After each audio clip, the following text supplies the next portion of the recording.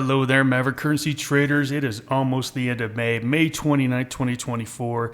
Today was a fairly boring day, so let's jump into it. In this session, we're going to talk about what happened today. We're going to take a look at some of the commodity markets, and we're going to take a look at the market as it is right now, where we throw out everything that we believed before and we take a fresh look at the market. What are the numbers? And we're going to go through the currencies, and we're going to rank them all from +3 to -3 based on relative strength. And then we're going to pair up the strong against the weak, and those are going to be our trades that we focus on for the next 24 hours. Disclaimer. This video was created for professional Forex and crypto traders. Maverick Currencies is a proprietary trading firm that employs professional traders around the world. Our traders trade firm capital and keep 70 to 80% of profits they generate. All trades and analysis in this video are for professional traders only. If you are interested in becoming a professional Forex and currency trader for Maverick, click the apply button in the video description. Let's break down what happened today. All right, well, let's take a look at some of the news first. We got the Australian CPI come in last night. It was hotter than expected. So 0.2% hotter than expected. You would think that the Aussie dollar would rise on that. Nope, it fell. Now, this is where we talk about something called sentiment at Maverick. When good news comes out, if it is not celebrated, if good news comes out and people shrug their shoulders and it goes down, then it tells you that the mood is negative and that the Aussie was going to go down no matter what. And if it's bad news and it shrugs it off, it means, hey, it wants to go up no matter what. The fact that we got this number come out hot but it didn't move the Aussie tells me the Aussie does not want to go higher, so I'm definitely looking at Aussie short here for the rest of this week.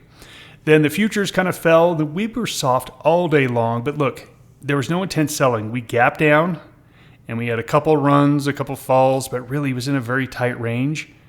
Basically, it was a fairly flat day when you take a look at where we open versus where we close, but there's no question it was a down day. And the reason was the 10-year yield. We're now up to 4.61. The market doesn't like that. It really liked it below 4.5%. If this creeps up to 4.7, 4.8, it could be some more pressure on the markets. And if we go up to 5%, it could be absolute trouble for these markets. What happened in the Forex market? Not much. We did see the dollar catch a bid, along with the Swiss franc. So we had two currencies of safety go higher. Everything else went down, but look at the numbers. These numbers are pathetic. Now look, I was talking with one of our traders and he asked me, hey, you looking at anything? I said, look, the Forex market has been, I use the term soggy, just stuck in the mud. And that's really where I think we've been for the last couple of days. Now look, I've got some great trade setups that are just consolidating. I'm very excited for them. But right here, right now, I don't think there's any reason at all to be pushing buttons as we are just in this soggy period. And as you can see, the Aussie was down the most. When we had some good news on that, that's kind of a signal that Aussie wants to go lower even in the face of good news. We had the equity markets down 0.74% in the US, around the world down 1%, crypto down 1%. You can see everything down about 1% today. And the cryptos, everything went down today except for Litecoin with a slight gain. Look, this was a consolidation day. This was not a great day for trend trading. This is a consolidation day. We've been having them for the last couple of days. We just need to wait and be patient for the next good trading opportunity. The question is, did anything change? Did anything change on our equity market outlook? And here we are. And if you take a look, yeah, we are down to that support level, 52.60. 52.60 at the bottom of that level. And if we break below that, then I think you have to assume we're going to go challenge that 20-day moving average. If we break that, we're going to challenge that 50-day moving average. Now, what do I think is going to happen? Let me tell you what I think is going to happen. It's either going to go up, down, or sideways. Look, I know that is not all that intelligent. But years ago, as a young trader, I would think about, oh my gosh, is the market going to bounce here? And I do research and I think about all the reasons why the market might bounce here, or maybe the market is not going to bounce here. Maybe it's going to fall, maybe it's going to break. And then I would pontificate in my mind of what could possibly happen. And I would create these possible outcomes that then I would make trades on. I've been now doing this for over 25 years. Do you know what I'm going to do? I'm going to assume this uptrend is going to hold. Why? Because every time I've tried to figure out what is actually going to happen, I don't want to say every time, but I tell you what, I get more on the wrong side of the market than if I just stick with the technicals. The technicals say we should bounce at 52.60. If we don't bounce at 52.60, we should bounce here. And if we don't bounce there, we should bounce down at the 50-day moving average. Now look, in major trend changes, that is going to hurt you a little bit. But look, let me tell you what, over all the years and the market has trended, if you stayed bullish while the market was trending bullish, you made way more good trades than bad trades. But if you're always trying to pontificate and get ahead of the market when it was going to turn and be like, oh, this is the top, I'm going to short it now, I'm telling you what, you are not going to be happy with your results. So nothing's changed. This is a +3 market, and +3 markets say you want to be looking for buying opportunities in risk-on trades. Let's take a look at what's on the schedule here for the next 24 hours. And you can see there is not a whole lot here. Okay, we've got GDP coming out of Switzerland. There's just nothing here. I'm looking at this and there's just nothing here really until Chinese manufacturing Thursday night at 9:30. This is telling me that right now there's not a lot of market energy. I'm looking at the schedule. There's not a lot of market energy. I'm looking at the charts. No reason to think there's going to be a major change in what's going on. So overall, I think it is soggy, as I said earlier. All right, let's go take a look at some of the currencies that may actually be moving and see if we can find something over this next 24 to 48 hours. Let's start with crypto, and let's just start with Bitcoin, because Bitcoin has been the only thing I've been interested in trading. And you can see we came up and we came right up to this 70,000 area, and we stopped going up at that point. And since then, you can see that we've backed off. What was resistance level is now turned into support level. Okay, you can see we have clear support and resistance lines here. The problem is this is not good bouncing action.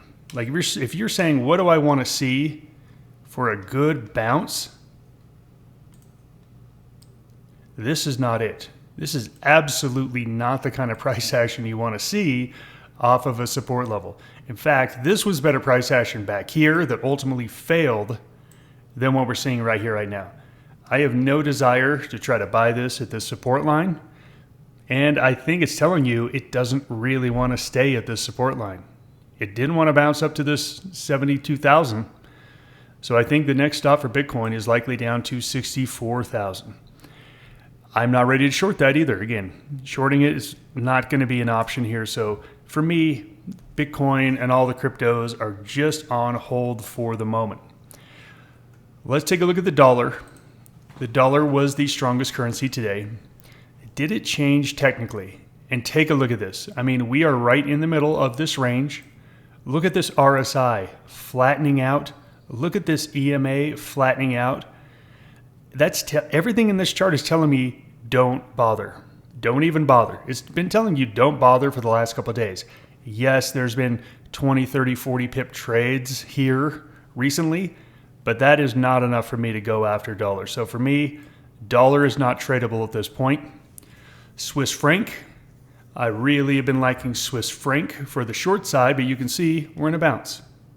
Is there anything in this chart that tells me that this bounce is over? No. We still have rising RSI. We've got rising parabolic SAR. We had a falling EMA that's now flattened out. Everything here is telling me don't trade Swiss franc. Okay, great. Well, I also like yen short. I like yen short as well. Well, what's it telling me? Yen is basing here. Of the three, it's telling me that yen has been the weakest. But look at these candles. There's no movement. These are daily candles. The range here is non-existent. So it's telling me don't bother. Don't bother trading these. And then look, we can take a look at euro. Same thing. Small, tiny candles. Pound, which is my favorite currency right now. I clearly like the pound the best. It is absolutely number one at the top of my list. But you can see for the last 5 or 6 days, it's been doing nothing. We can't trade in these candles. These candles are terrible. We can trade in these candles. There are great opportunities here and here and here. There's bad opportunities here, here, and here. There's nothing in this chart that tells us that right now is a good time to go long or short. So for me, yes, pound looks the best, but I can't trade it. I really like CAD to the short side, but what's it doing right here, right now? Nothing. A whole lot of nothing. Small candles, not breaking any ranges. I cannot make trades on that. Aussie cannot make trades on either. Here we are until something breaks. Can't make a trade. And then the Kiwi also looks really strong. I really like Kiwi, but nothing going on the last couple days. So when it comes right down to it, there's not really any good trading opportunities at the moment. So I'm not going to be talking about any trades for the next 24 hours because I don't think there are any, and I will not be taking any trades for the next 24 hours. I'm going to go over things that might be moving on Friday or early next week. Here's the currency scoreboard, and you can see a whole lot in the middle. The only thing, again, and they're not moving right now, the only thing to look at is pound and Kiwi long and CAD short. So let's actually go out and take a look at those. And again, they are not ready to trade yet. We're just going to be talking about what to expect over the next 72 hours or maybe into next week.